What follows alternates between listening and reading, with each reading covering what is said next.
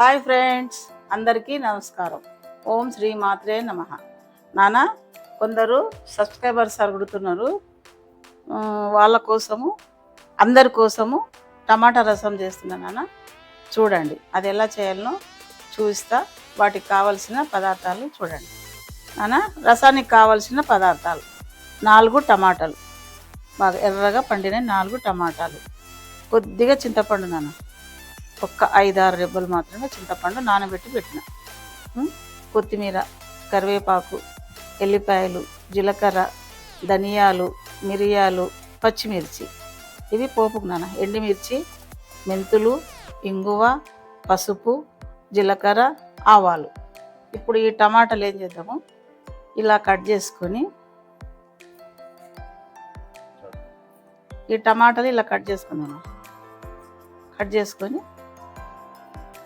ఇవి ఉడికిద్దాం నాన్న, బాగా మెత్తగా ఉడికిద్దాం. ఇవి ఉడికించుకొని తీసుకొస్తాం.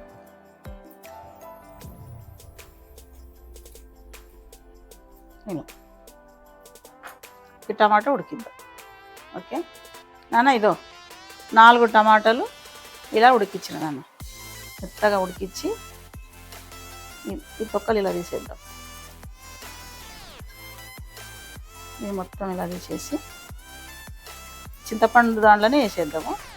ఇప్పుడు ఈ టమాటా మిక్సీ చేసుకొస్తాను. ఈ ఉడికించిన టమాటా మిక్సీ చేసుకొస్తాం. ఓకే, ఇవి మిక్సీ చేసుకొని వస్తాం.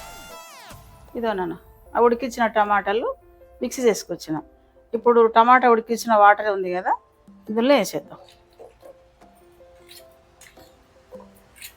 ఓకే, ఇప్పుడు మనం ఇది నానబెట్టుకున్న చింతపండు ఉంది కదా, ఈ చింతపండు జ్యూస్ కొద్దిగా తీసి ఇందులో వేసేద్దాం.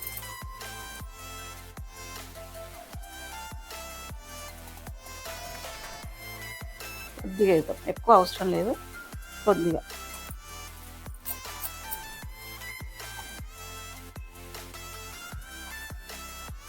దీనికి సరిపోయే వాటర్ వేసేసుకుందాం. కొద్దిగా వాటర్ వేద్దాం.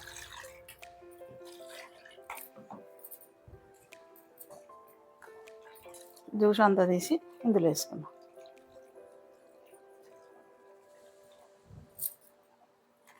ఎంత పులుపు తింటే అంత వేసుకున్నాను. కొందరు పులుపు తక్కువ తింటారు కదా, తక్కువ వేసుకోవచ్చు.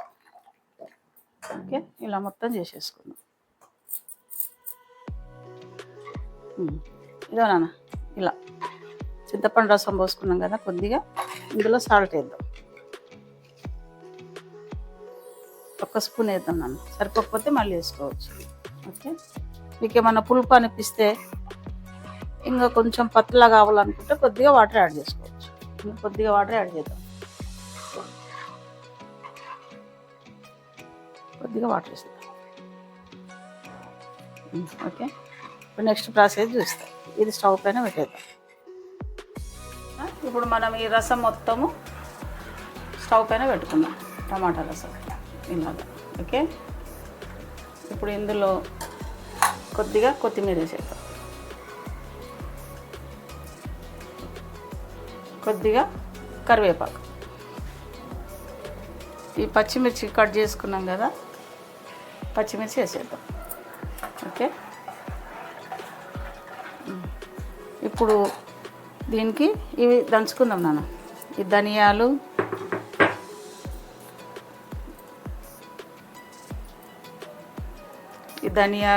జీలకర్ర, మిరియాలు, ఇవి కొంచెం దంచి అందులో వేసేద్దాం. చూపిస్తాను నెక్స్ట్ ప్రాసెస్. ధనియాలు, జీలకర్ర ఇది కొద్దిగా దంచుదాం నాన్న, నలగ దంచేద్దాం. ఇది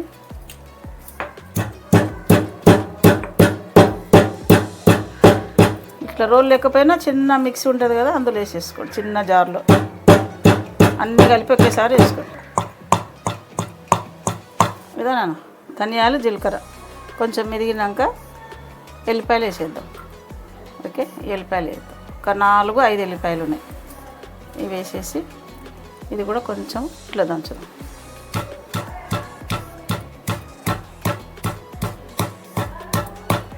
ఇంతే. ఇప్పుడు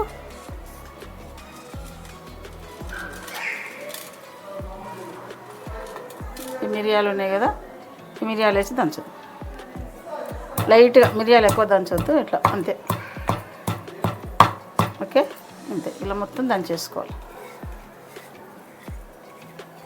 చూసారా, ఇలా దంచుకోవాలి.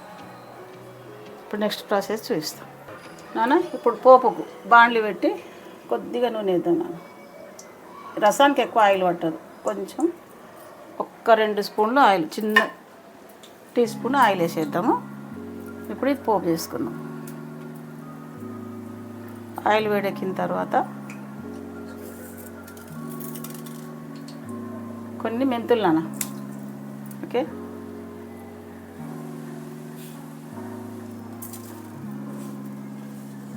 మెంతులు బాగా కొద్దిగా ఫ్రై అయిన తర్వాత, మెంతులు బాగా ఫ్రై చేయాలి నాన్న, లేకపోతే చేదు వస్తుంది. కొద్దిగా ఫ్రై అయిన తర్వాత ఆవాలు,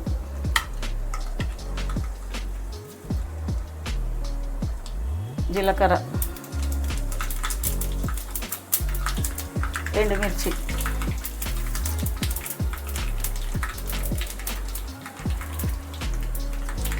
కొద్దిగా కరివేపాకు,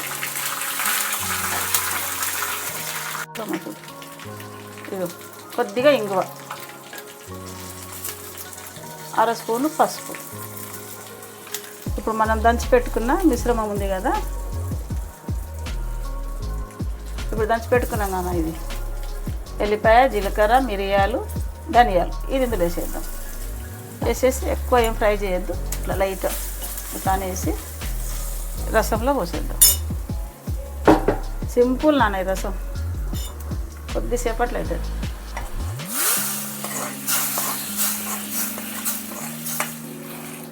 అంతే.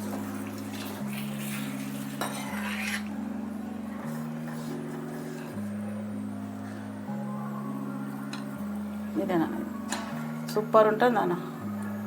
నోరు రుచి లేనప్పుడు కూడా ఈ రసం చేసుకొని తినాలి, మంచి టేస్ట్గా ఉంటుంది. జ్వరం వచ్చిన వాళ్ళు కూడా ఒక్కొక్కసారి నోరు బాగలేకుంటుంది కదా, ఈ రసం చేస్తే బాగుంటుంది. పిల్లలు కూడా తింటారు. ఇదో నాన్న, రసం అయిపోయింది, ఇంకా తీసేద్దాం. అంటే ఈ పోపు పెట్టిన తర్వాత 2 నిమిషాలు, అంతకుముందు కూడా ఒక్క మరుగు మరిగితే చాలు, రసం కంప్లీట్.